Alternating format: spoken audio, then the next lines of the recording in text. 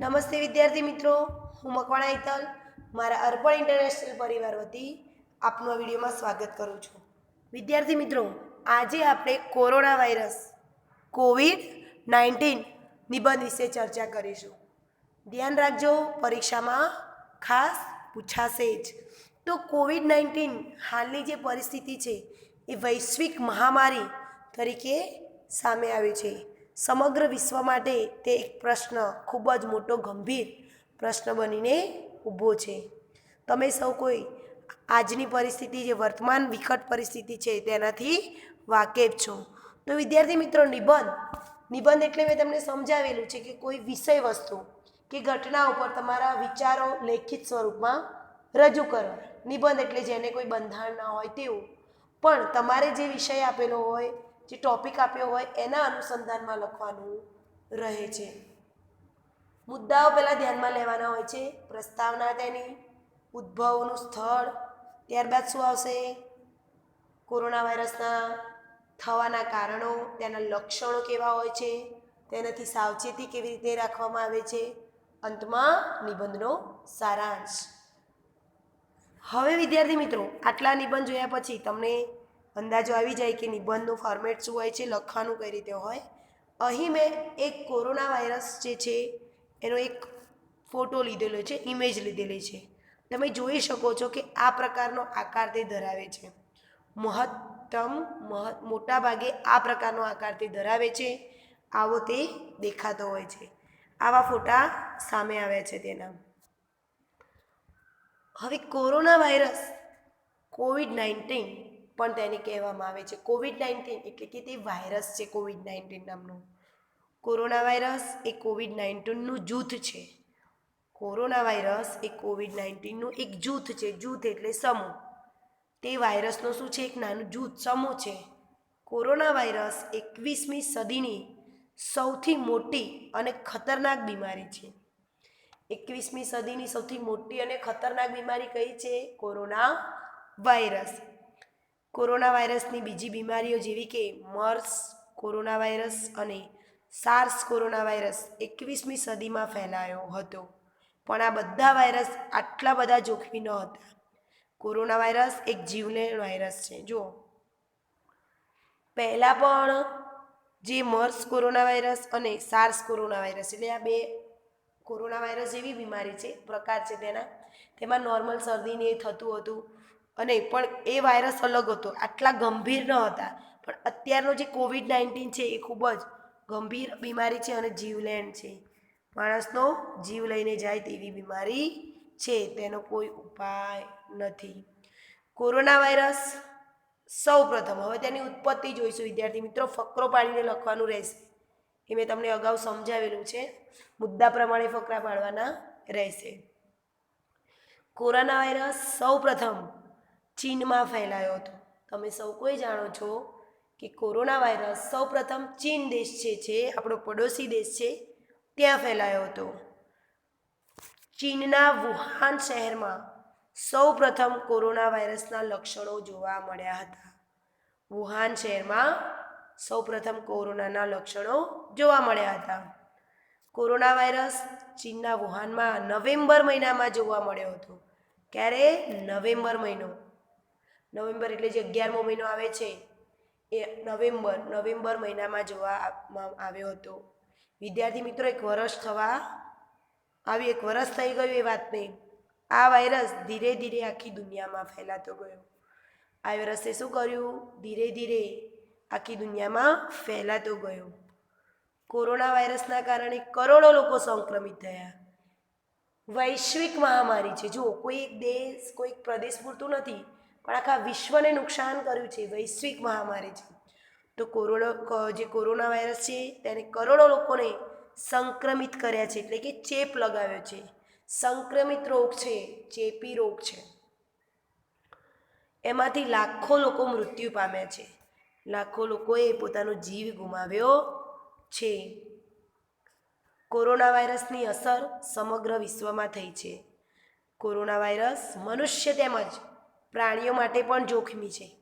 આ વાયરસ એવું નથી કે માત્ર મનુષ્ય માટે જ હાનિકારક છે.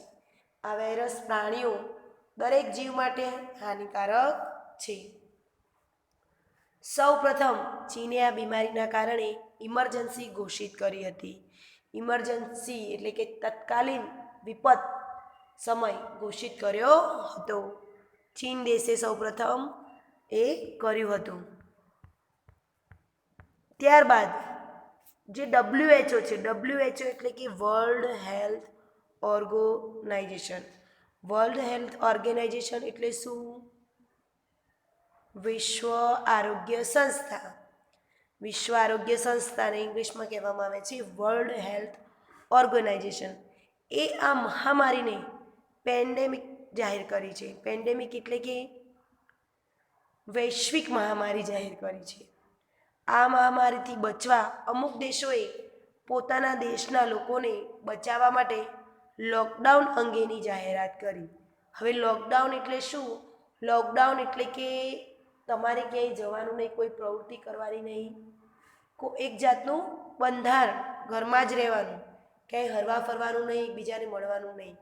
તો લોકડાઉન એટલે તમે જાણો જ છો કે મહામારીથી બચવા માટે કેટલાક દેશોએ પોતાના લોકોને બચાવવા માટે લોકડાઉન અંગેની જાહેરાત કરી. અમુક દેશોએ લોકોને સામાજિક અંતર જાળવવા વિનંતી કરી. સામાજિક અંતર એટલે એકબીજાથી અંતર રહેવાનું, જોડે બેસવાનું નહીં, 1 ફૂટ કે 2 ફૂટ જેટલું અંતર રાખવાનું. ભારતમાં દૂધના ઉત્પાદનો, શાકભાજી, દવાની દુકાનો અને ઇમરજન્સી સેવાઓને જ છૂટછાટ આપી હતી. ભારતમાં શું થયું હતું? તો તમે જાણો છો કે લોકડાઉન થયું ત્યારે દૂધ, શાકભાજી, અમુક મેડિકલ, પછી હોસ્પિટલ આ જ ખુલ્લું હતું. બાકી બધું જ સઘળી વસ્તુ બંધ હતી. બજારો બંધ હતા, નોકરીઓ બંધ હતી, ધંધા બંધ હતા, બધું જ ટોટલી બસ સેવાઓ, બધી જ વસ્તુ કેવી હતી? ઠપ થઈ ગઈ હતી. લોકડાઉન જાહેર કરવામાં આવ્યું હતું.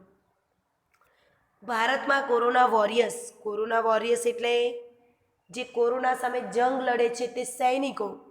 વોરિયર્સનો મતલબ શું થાય? જવાન, સૈનિકો ને ફૂલોથી અને થાળી વગાડીને સલામી અપાઈ હતી. કોણ છે કોરોના વોરિયર્સ? કોરોના વોરિયર્સ તે આપણા ડૉક્ટર, નર્સ, સફાઈ કર્મચારી અને પોલીસ કર્મચારી છે. અને કોરોના વોરિયર્સને અભિનંદન પાઠવવામાં આવ્યું હતું. ભારતની પરિસ્થિતિ કેવી હતી? તો લોકડાઉન જાહેર કરવામાં આવ્યું હતું. અમુક જે સેવાઓ હતી, જરૂરી સેવાઓ, તે ચાલુ રખાઈ હતી. અને જે વોરિયર્સ છે એમને અભિનંદન પાઠવવામાં આવ્યું હતું. તેમને પ્રોત્સાહિત કરવામાં આવ્યા હતા. તેમનું સન્માન કરવામાં આવ્યું હતું. હવે આપણે જોઈશું કોરોના વાયરસના લક્ષણો કેવા છે. તો થાક લાગવો, સૂકી ખાંસી થવી, માથું દુખવું, ડાયરિયા થવા, ડાયરિયા એટલે કે ઝાડા થવા, છાતીમાં દુખાવો થવો, શ્વાસ લેવામાં તકલીફ પડવી. મુખ્ય લક્ષણ છે શ્વાસ લેવામાં તકલીફ થવી, ગળામાં દુખાવો થવો, માંસપેશીઓમાં સોજો આવવો. આ બધા લક્ષણો વર્લ્ડ હેલ્થ ઓર્ગેનાઇઝેશન એટલે કે WHO દ્વારા જાહેર કરવામાં આવ્યા છે. હવે આ વાયરસ કેવો છે? શ્વાસ મારફતે કે ક્યાંયથી સ્પર્શ કરો ને તમે, એટલે નાક, કાન અને મોઢા દ્વારા તમારા શરીરમાં પ્રવેશે. પછી ધીરે ધીરે શું કરે? તમારી શ્વાસ નળી છે તેમાં તે જામી જાય અને હૃદયનું જે હૃદય છે તેના ધબકારા બંધ કરી દે, લોહીનું પરિભ્રમણ અટકાવી દે. શ્વાસોશ્વાસની ક્રિયા બંધ થાય એટલે તરત વ્યક્તિની શું થાય? મૃત્યુ થઈ જાય છે. માટે આ એક જીવલેણ રોગ છે. તો તમે તેના લક્ષણો જોયા. અને ડાયાબિટીસ, કિડનીની બીમારીઓ અને અસ્થમાની બીમારીઓવાળા દર્દીઓ માટે કોરોના વાયરસ વધારે જોખમી છે. કારણ આવી બીમારીઓવાળા વ્યક્તિમાં રોગપ્રતિકારક શક્તિ ઓછી રહેલી હોય છે. માટે કોરોના વાયરસમાં નાના બાળકો અને મોટી ઉંમરના લોકોએ વધારે ધ્યાન રાખવું જોઈએ. કારણ કે તેમનામાં રોગપ્રતિકારક શક્તિ કેવી હોય છે? ઓછી હોય છે. રોગપ્રતિકારક શક્તિ ઓછી હોય છે. હવે તેના લક્ષણો આપણે જોયા. હવે તેનાથી બચવાના ઉપાયો જોઈશું વિદ્યાર્થી મિત્રો. તો બચવાના ઉપાયો કયા છે? તો પહેલો, કોરોના વાયરસથી બચવાના ઉપાયોમાં આપણે જોઈશું સાબુ અથવા સેનિટાઈઝરથી નિયમિતપણે આપણા હાથ ધોવા જોઈએ. કારણ કે આપણે કોઈ કોરોના વાયરસના સંપર્કમાં આવ્યા હોય તો તરત જ આપણે સેનિટાઈઝર કર્યું હોય અથવા સાબુથી હાથ ધોયા હોય તો આપણને ચેપ લાગવાની શક્યતા ઓછી રહે છે. કારણ કે સેનિટાઈઝર વસ્તુ એવી છે કે સાબુ છે તેનાથી વાયરસ શું થાય છે, નાશ પામે છે. માટે તે શું થાય છે, તેનો ચેપ ફેલાતો નથી, એક પ્રોટેક્શન પૂરું પાડે છે, રક્ષણ પૂરું પાડે છે. તો કોરોના વાયરસ માટે શું પહેલો ઉપાય છે, આપણે સાબુ અથવા સેનિટાઈઝરથી આપણા નિયમિત હાથ ધોવા જોઈએ. એનું કારણ મેં તમને સમજાવ્યું છે. ત્યારબાદ બીજું, માસ્ક ફરજિયાત પહેરવું જોઈએ. કારણ કે કોઈ કોરોનાગ્રસ્ત વ્યક્તિ ખાંસી અથવા છીંક ખાય તો એનો ચેપ આપણને લાગી શકે છે. એટલે માસ્ક ફરજિયાત પહેરવું જોઈએ. તમે જુઓ છો વિદ્યાર્થી મિત્રો, અત્યારે સુપ્રીમ કોર્ટ દ્વારા ઓર્ડર કરવામાં આવ્યો છે કે જે વ્યક્તિ માસ્ક નહીં પહેરે તેને અમુક દંડ ચૂકવવો પડશે. અને એમને તો એવું પણ કીધું છે કે માસ્ક વગરના વ્યક્તિને, જે વ્યક્તિને કોરોના થયો હશે તેવા વ્યક્તિઓ માટે અઠવાડિયું સેવા આપવામાં રહેવું પડશે. તો વિદ્યાર્થી મિત્રો, માસ્ક પહેરવું ખૂબ જ જરૂરી છે, આપણી સેફટી માટે છે. માટે સરકારે આવા કાયદા ઘડ્યા છે. ત્રીજું છે સ્વયં ક્વોરન્ટીન થવું જોઈએ. ક્વોરન્ટીન એટલે કે સ્વયં આપણે પોતાની જાતને ક્વોરન્ટીન રાખવી જોઈએ. કારણ કે હરવું ફરવું જોઈએ નહીં. જો કોરોનાનું લક્ષણ આપણામાં દેખાય તો સ્વયં ક્વોરન્ટાઇન થવાનું, કોઈને સ્પર્શ કરવાનો નહીં. એકના લીધે આપણે દરેકને મુસીબતમાં મૂકવાના નથી. જો એવા લક્ષણો લાગે તો જાતે જ ક્વોરન્ટીન થઈ જવાનું છે. ધીમે ધીમે ધીમે તેના રોગ પ્રતિકારક શક્તિ તમારામાં વધશે અને ધીરે ધીરે તે તમે સારા થશો. તો પહેલાં તો શું કરવાનું છે, પોતે જ સાવચેતી રાખવાની છે. તમારા પોતાના, તમારા કુટુંબીજનો, મિત્રો, આસપાસના લોકો મારે સંક્રમિત કરવાના રહેશે નહીં. માટે સ્વયં ક્વોરન્ટીન થવું જોઈએ. આપણી દુનિયાને આ જીવલેણ વાયરસથી બચાવવા માટે સ્વયં ક્વોરન્ટીન જ શ્રેષ્ઠ વિકલ્પ છે, જેનાથી આપણે દુનિયાને બચાવી શકીએ છીએ.